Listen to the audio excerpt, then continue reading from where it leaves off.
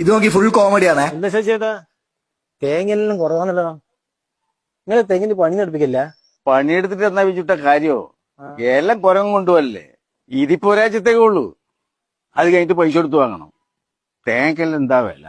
തേങ്ങ മാത്ര സാധനത്തിനെല്ലാം മൊത്തം വില കൂടിയിരുന്നു. രണ്ടറ്റം കൂട്ടി പിടിക്കാൻ പെടുന്ന പാട്. നിങ്ങൾക്കെല്ലാം എന്നാ പേടിക്കേ?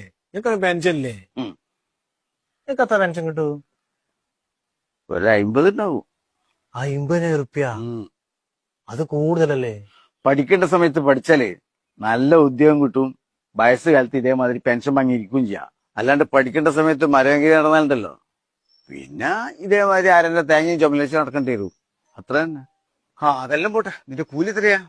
എന്നാപ്പോ ഒരു 400 റുപ്യ. 400 റുപ്യ? ആ 5 തെങ്ങിനാ? ഒരു തെങ്ങിന് 80 റുപ്യ. ഒരു ദിവസം എത്ര തെങ്ങ് തരൂ?